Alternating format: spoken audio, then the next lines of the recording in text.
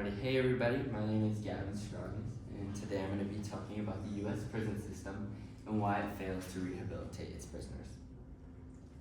So, did you know, according to a study done by Wagner and Sawyer, the United States has less than 5% of the world's population, but nearly 25% of the whole world's prison population. That's a pretty crazy number on rehabilitating our prisoners.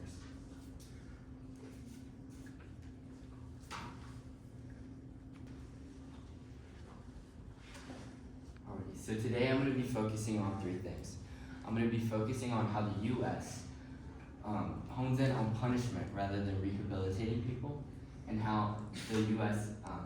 Ignores the root of the crimes that are committed, and lastly, how the system fuels recidivism. But we'll talk about that more in a second.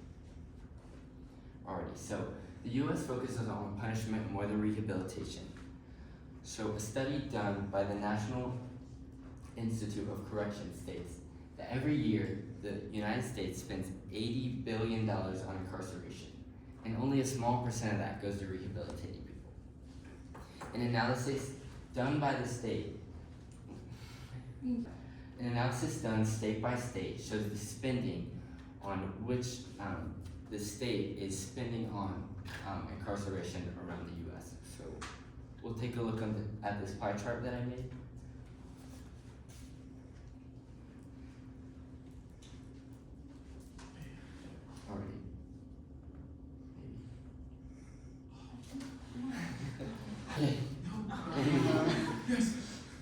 Okay, so as you can see, there's a 70% difference, and the majority of this pie chart shows that the prison funding goes to salaries, overtime, and benefits for the prison employees.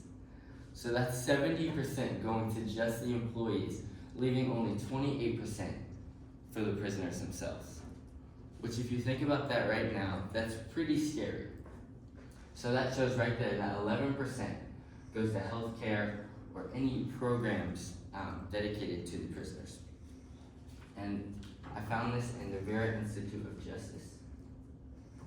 Alrighty, the next problem I'm going to be talking about is the lack of education in U.S. prisons.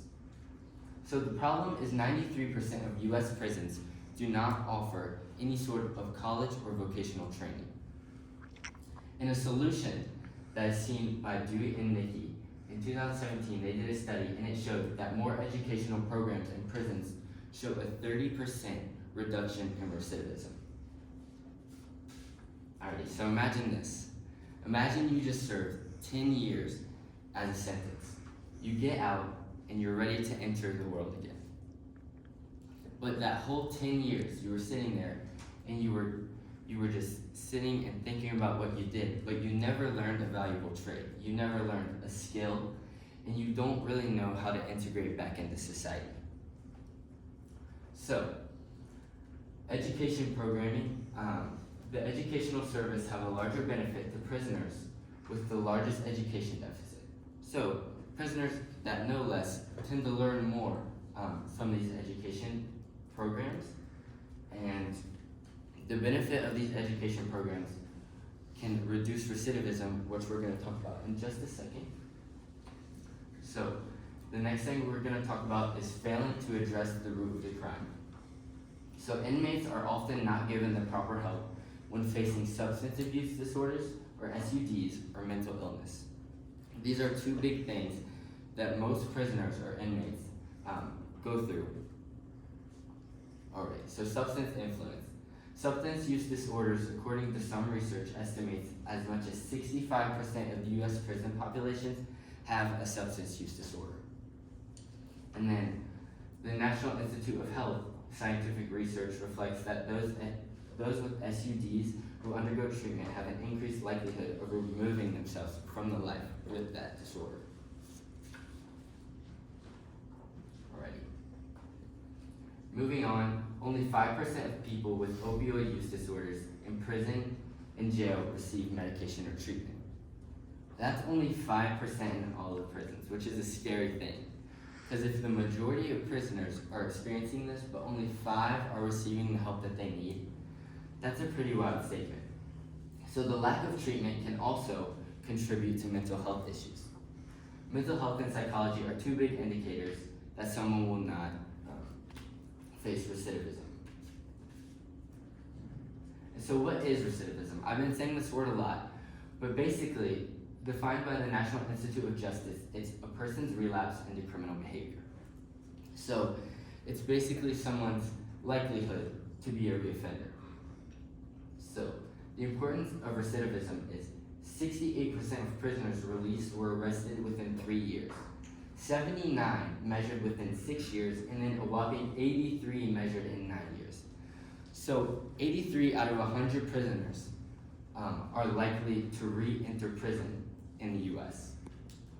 So a study I found by Professor Madeline Hayden shows that in Norway, a country that focuses on rehabilitation and education, has a recidivism rate of just 20% compared to the US, it's 70%. So that's pretty crazy. Alrighty, so I'm gonna pull up a video right now that talks a little bit about Norway's prison system.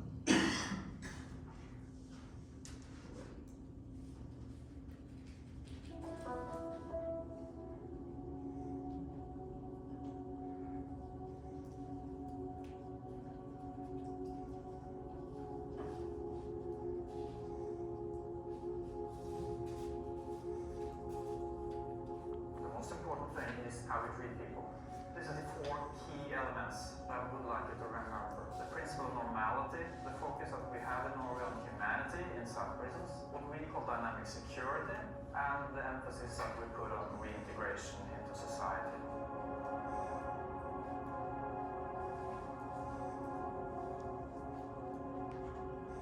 I would say the main goal of the trip is for inspiration to go bold back in the United States.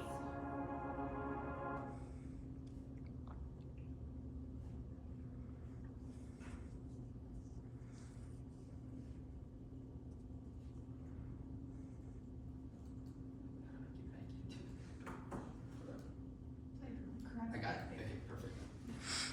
Alrighty. So from that short video, we see that Norway focuses on helping their prisoners and rehabilitating them. After looking further into Norway's prison system, I saw that not only they don't lock them behind bars, but they also give them jobs. They also give them educations, and they also give them resources to reintegrate back into society and be functioning members of that society. Because think about this. Imagine that you're working and you find out that your coworker is a convict or a felon. Would you want them to have education? Would you want them to have training? Or would you want them to have skill set? Or would you want them to just be straight out of prison and have no help, have no way of reintegrating back into society? Alrighty. So in closing, the US prison system prioritizes punishment over rehabilitation.